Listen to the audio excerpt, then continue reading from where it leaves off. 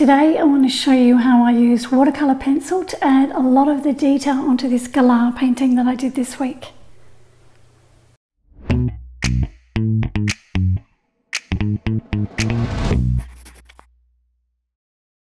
I'm a bit of a bird watcher and I'm lucky that we live on 25 acres here because we get lots of different colourful birds that come and visit our garden. We get these crazy ones here. These are rainbow lorikeets and they're so funny to watch. We have our beautiful magpies that come and visit. And these gorgeous black cockatoos. And this is our family of beautiful kookaburras. And we also get these pretty birds. These birds are called galahs in Australia. That's the female on the right and her mate is on the left. The females have pink eyes and the males have black eyes.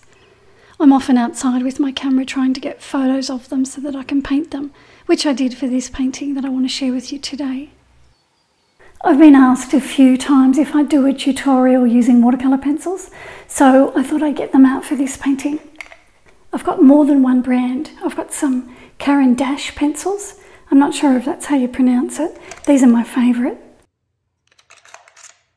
And I've got some Prismacolor pencils.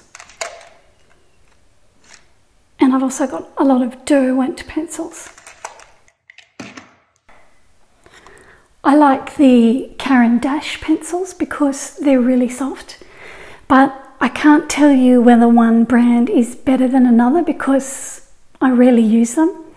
I might sometimes use a lighter colour in an eye, or I might use a light colour to add some highlights here and there on a painting, but that's about it. They don't get used very often.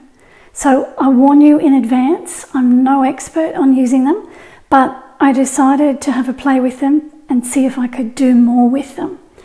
I'll give you a quick rundown of my limited knowledge of them using a scrap piece of paper, and then I'll show you how I use them on the Galah painting.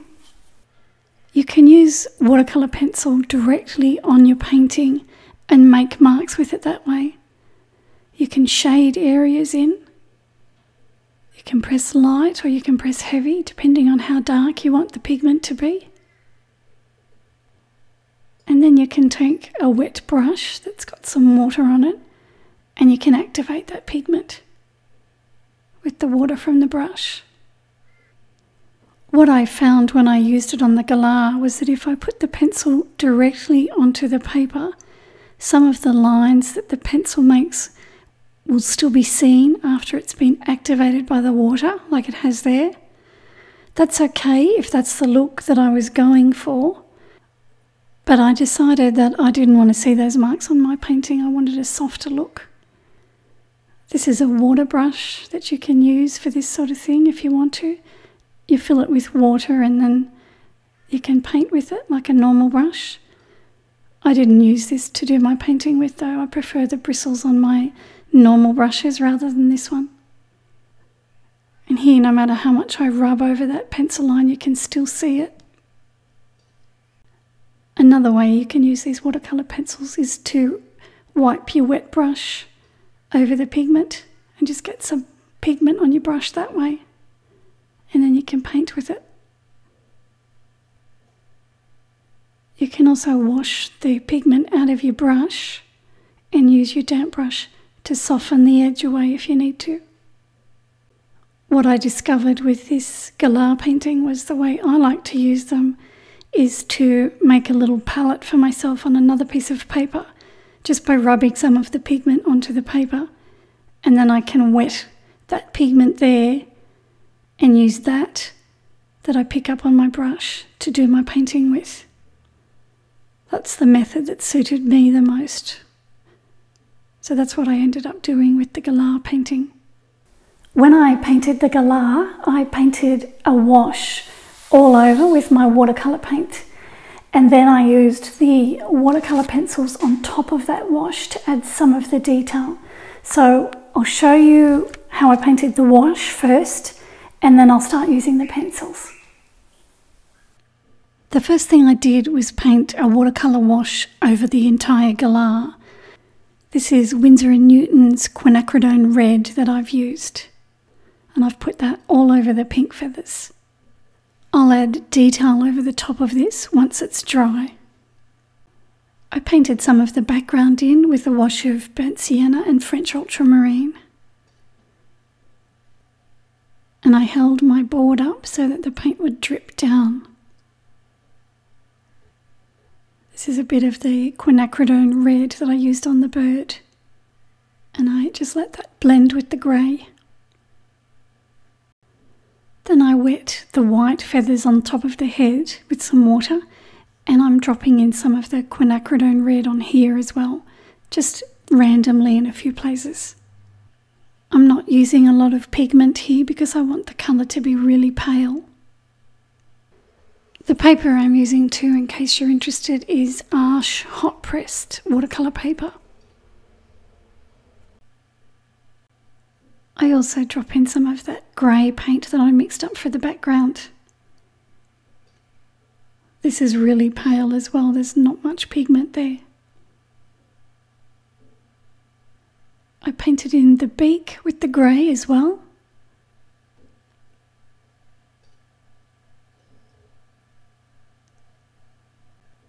And I use that grey on the grey feathers on the back as well.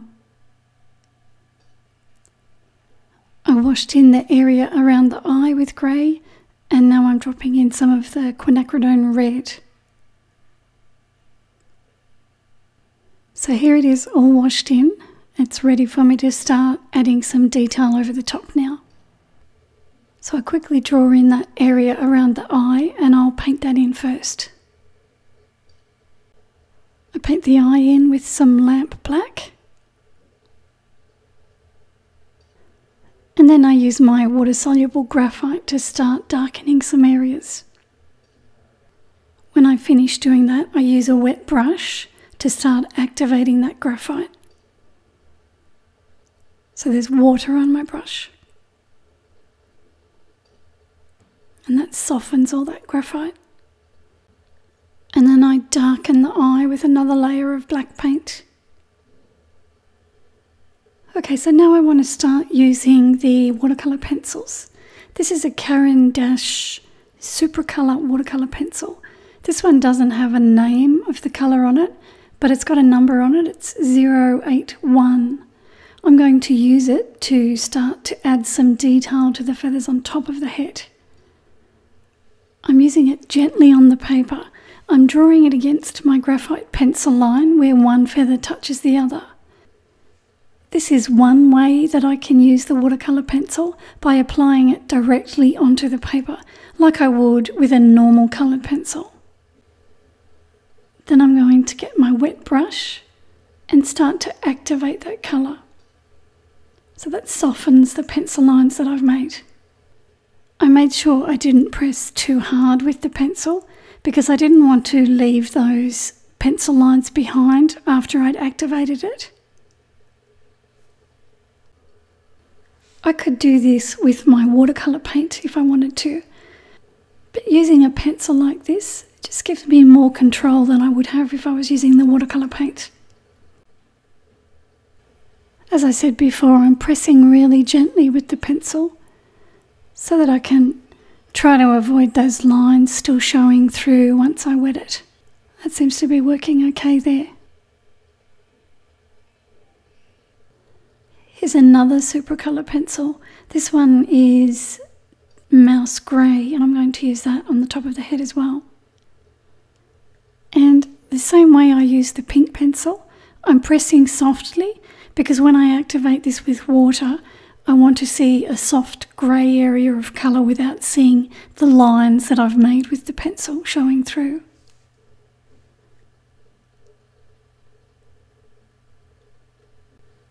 I'll get my brush with the water on it, and then I activate the pencil like that.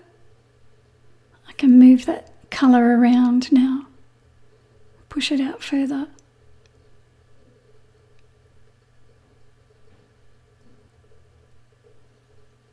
I'll try it out on the beak as well. I'll put some colour here, Normally I would do this with watercolour paint, but I just wanted to experiment and see what I could do with the pencil. So this colour here is the same, it's the mouse grey. And I'm drawing over the areas that I see that are darker on the reference photo.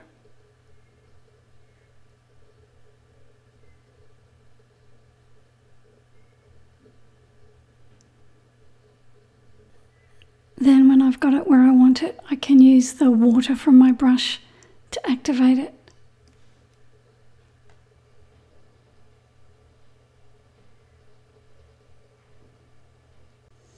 So after I did that, I decided I didn't really like the look of it. So I got my watercolour paint. This is Payne's Grey, and I'm painting over the top. So now I've gone back to the pink pencil and I'm starting to do some detail work around the cheek here.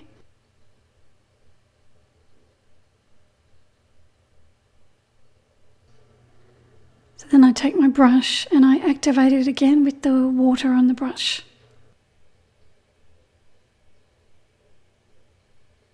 So when I saw that, I decided that I wanted to do it a different way and I wanted a slightly darker colour.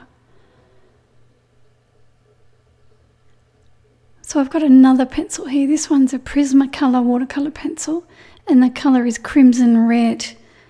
And I decided to rub it onto the paper and I'll take it off with my paintbrush. I'll activate it on the paper. I felt that this would be a better way of doing these feathers here.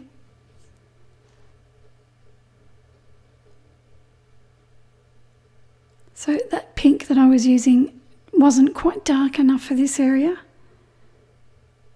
I think this is a better colour. Here is where I discovered that I could actually soften my paint edge with a damp brush the same way I do with my watercolour paints. So I just took the pigment out of the brush and then I can use the damp brush to soften that edge. So I was pleased to discover that. I kept going with it and I resisted the urge to start using my watercolour paint. At this stage, not only did I discover that I could soften paint edges with a damp brush, but I also discovered that my preferred way of using watercolour pencils is to rub the pencil onto a paper palette like I've been doing, and then using my brush to pick up the pigment. Here I'm softening the paint edge with the damp brush, trying to. Over here I had a large area that I wanted to colour, so I wasn't going to use the pencil there. I decided to get the watercolour paint out. My paper's wet here. I think this colour is quinacridone magenta if I remember rightly. Then I put another colour over the top. I can't remember what that colour was. I think it might have been permanent magenta or something like that. I also washed over this area of feathers here because it needed to be darker.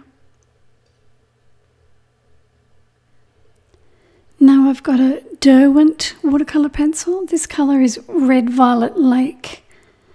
I'm going to put some of that on the white feathers on top of the head. This is a Da Vinci Maestro brush that I'm using. It's a Series 35 and it's a number 5.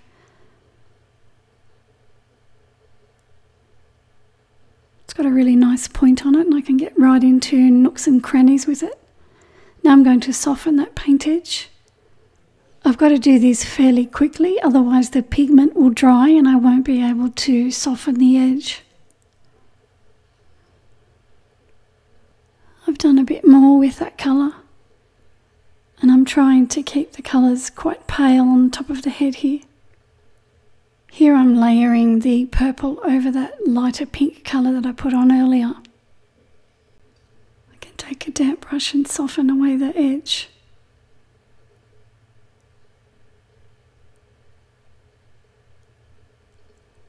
So I can use it just as I would watercolour paint, but I've got a bit more control because I haven't got as much pigment on my brush.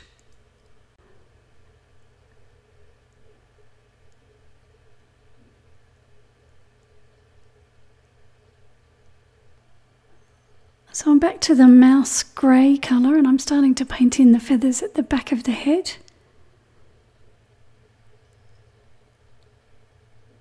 I soften the paint edge there.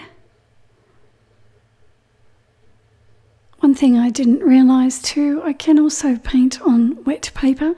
So if I dampen the paper there with the water, then I can pick the paint up like that. And it acts in a similar way to the way watercolour paint would. Except I'm only using a tiny amount. So I've wet that area again. This time I'll use the red. I need a bit more. And then I run that pigment along the damp paper and it bleeds ever so slightly. And then I can soften it further with the brush. Just going to draw a few more feathers in there. I'm using a negative painting technique to render these feathers, where I paint around the outside edge of them to form the shape of them. I have a video here on YouTube that you can watch if you want to have a closer look at that. So I've got a choice. I can put it on the dry paper and then soften the paint edges, or I can dampen the paper and put the pigment on that way. I'm glad that I discovered that I prefer to take the pigment off the paper palette rather than use the pencil directly on the paper. I'm not keen on those lines that remain after I've activated it. This is another colour that I've got. It's a Caran Dache Supracolor and the colour is Granite Rose.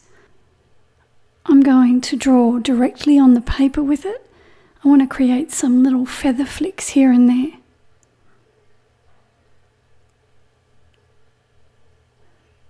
Because this is a light colour and the pencil is fairly soft, I can draw over the top of the darker areas on the painting and you can see the marks that the pencil makes. If you make a mark that you don't like, you can erase it with an eraser. As long as you haven't activated it, it should remove okay.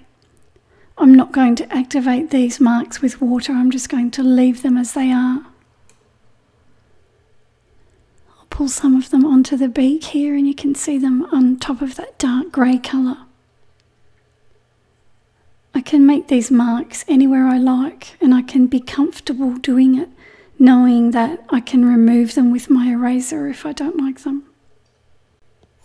Now I've got a white pencil and I'm doing the same thing. Sometimes I've got to go over the marks more than once, just so that I can see them properly. Then I can stand back and have a look, and any areas that I don't like I can take them off with the eraser. So there it is, finished. I think I got a bit carried away with the detail, but I enjoyed painting it. So there's an example of my experience using watercolour pencils. I can't see myself using them to paint an entire painting, but I'd certainly use them again as I did here on the Galah painting, just to help me add detail. I think they'd also be great to do small studies and sketches in a journal. If you're familiar with them and you've got any tips that you'd like to share, let me know in the comments. I hope you enjoyed the video. Thank you for watching. Please hit the like button and make sure you subscribe if you haven't already, and I'll be back soon with a new video. Here's my collection of watercolour pencils.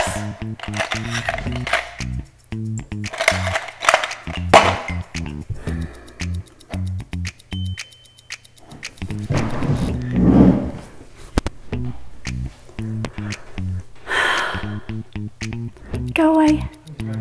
Of course you do. There's a coffee maker downstairs. Pardon? Oh. I'll wait.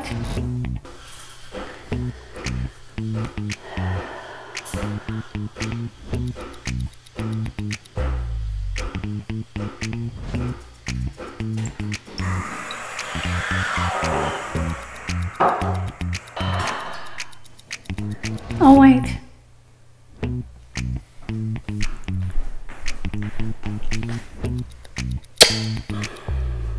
A lighter colour in an eye, or I might use a light colour for a few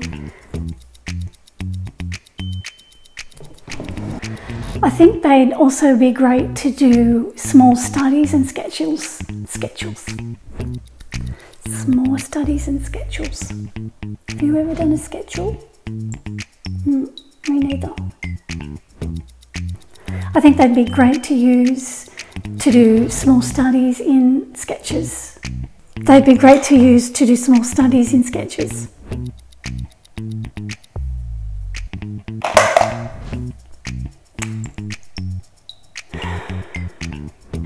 If you're familiar with them and you've got any tips that you'd like to share, let me know in the comments.